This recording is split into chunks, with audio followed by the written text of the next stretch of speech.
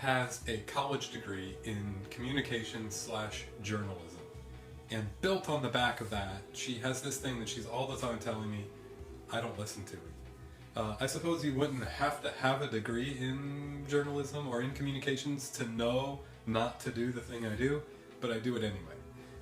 Kate has always told me not to go into a job or call interviews and speak the way that I speak. She said that you're supposed to sell yourself, that the goal of a job interview or a call interview if you're a pastor is to tell them what your skills are and how great you're going to be. And I don't do this at all. I don't listen to her advice. I don't listen to the advice that you would probably say, hey, that's a bad idea. When I go in, I feel like the best thing I can do is be honest. And so I call a thing what it is.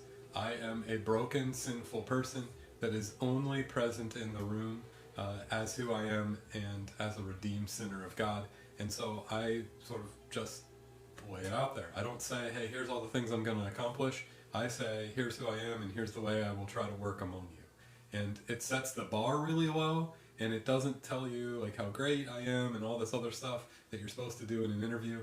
And so Kate is always like, hey, you shouldn't have done that. And people I interview with are often like, that was a different interview.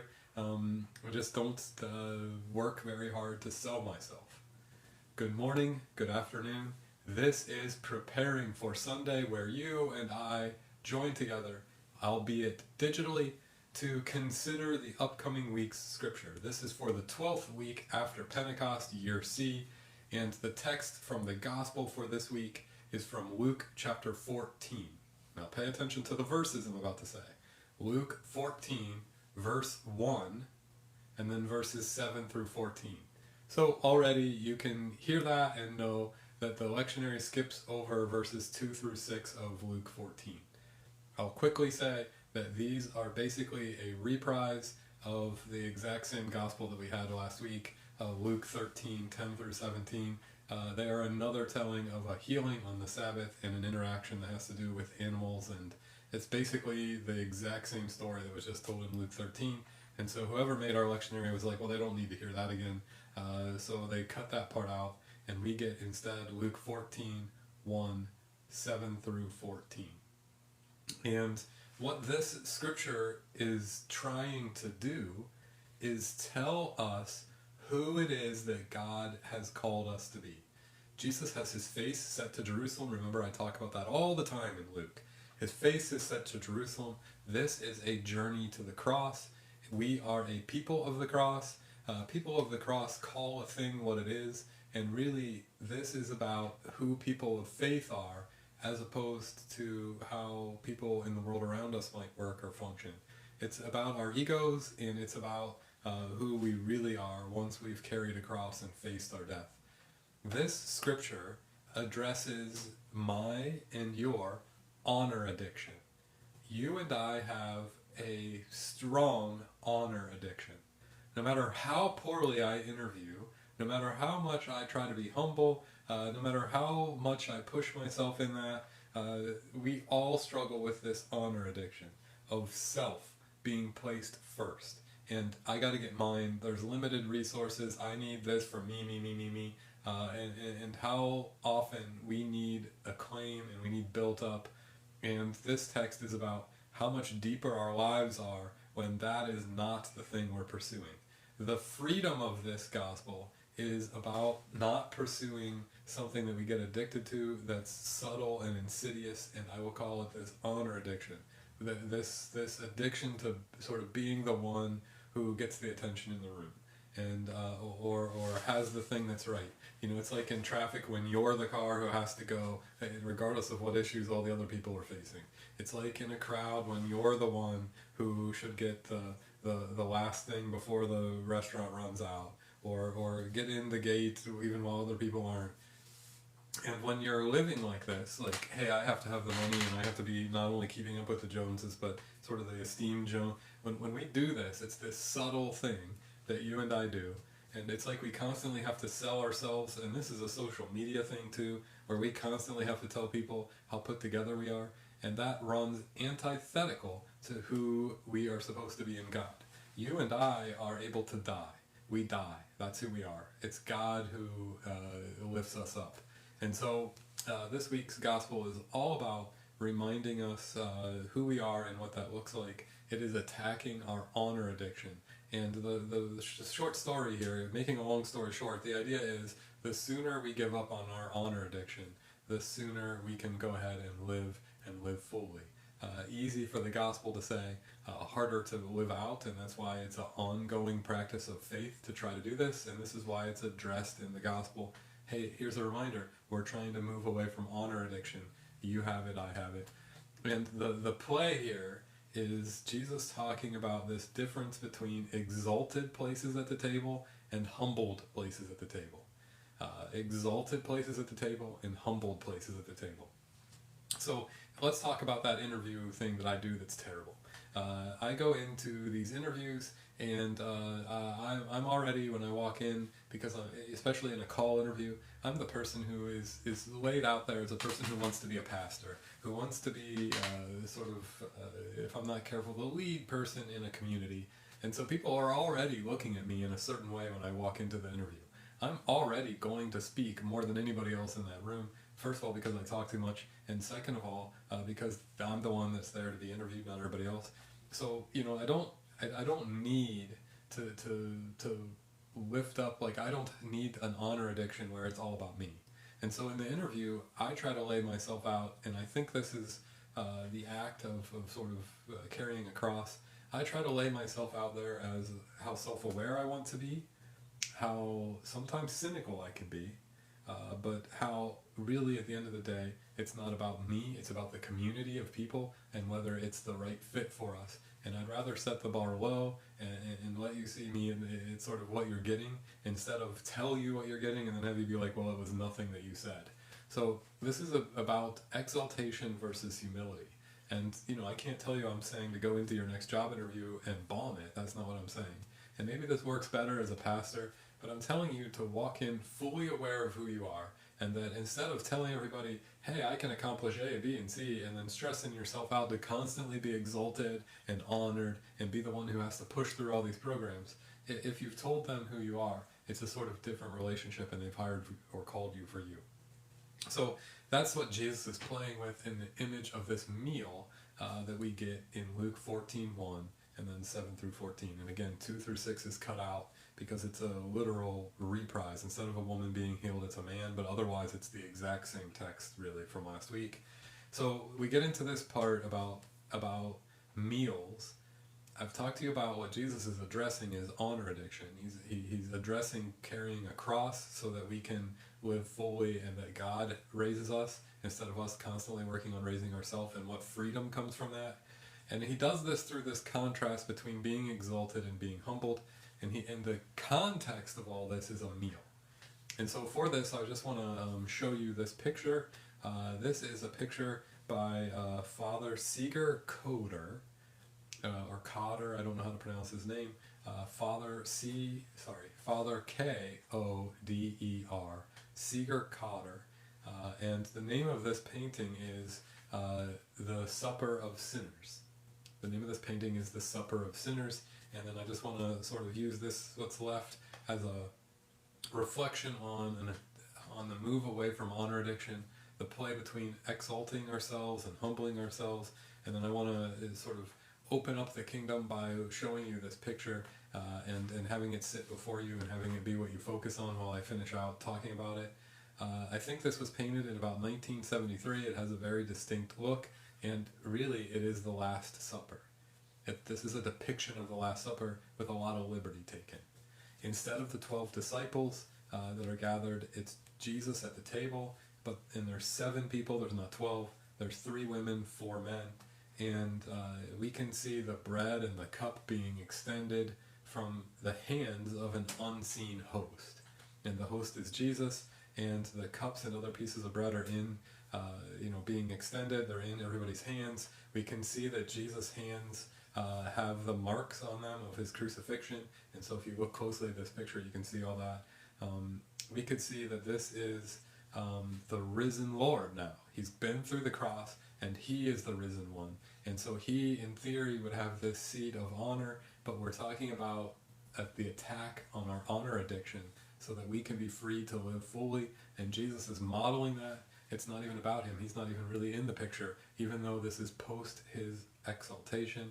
And so there's this whole group of people that are at the meal, and I'm going to start out on the right.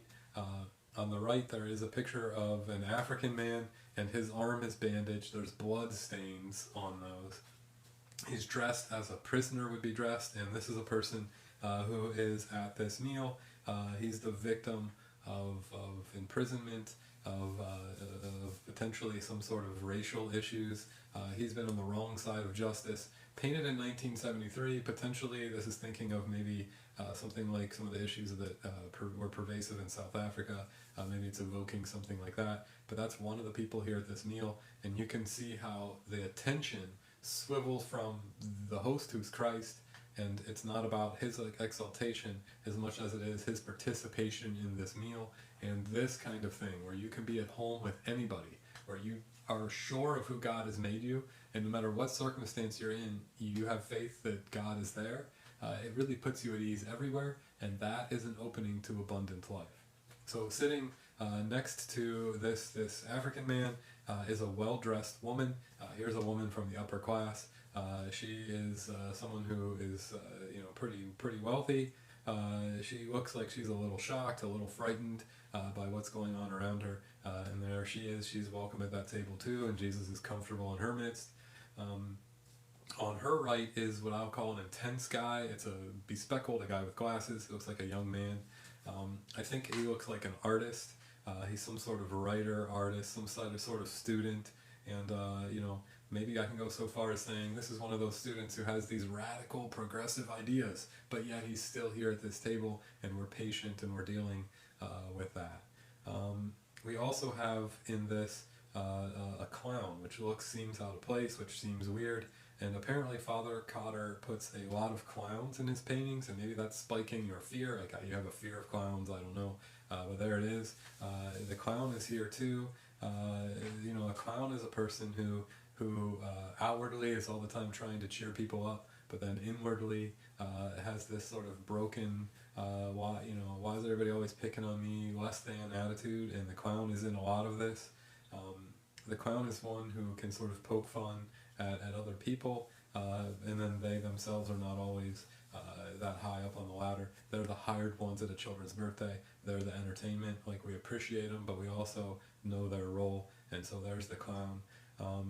There is, next to the clown, someone bent over, and they're just like trying to focus, and it's an old woman, and it looks like she's maybe, like last week's scripture, bent in half, and she's in need of healing. She's weighed down by life, and she's at this meal too.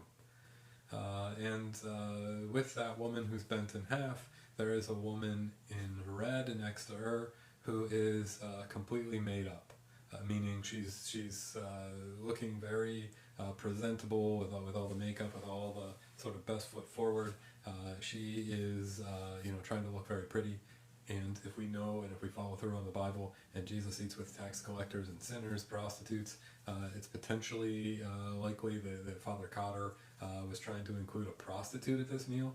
Could you imagine having a meal that's like in your honor, and you go to it and someone else is sort of upstaging you by the links that they go to have to find work, and the work that they find is so scandalous? And could you imagine, instead of worrying about how your honor is affronted, being at home in a place like that? All of this exaltation versus humility, this interviewing poorly, this idea of Jesus as the exalted one, but the focus is on the other people, addresses you and I as the people of God. It's talking about how when we aren't addicted to our own honor, we're now set comfortably in the midst of almost anything that could crop up. And that is a seat of abundant life. So, if you think of all the places you go that you're thrown out of sorts by who's present, or what your relationship is, or what's going on, and what it means for you, and how it's going to ruin things for you, we're being asked by this idea of being humble instead of exalted to sit comfortably in places. How much nicer would it be to not be like, oh, I'm worried all the time, and be at home almost anywhere? So that's the thing we can draw out from this. When I've sent this bar super low in an interview, people know hopefully what they're getting. I try to just be myself, not a salesman.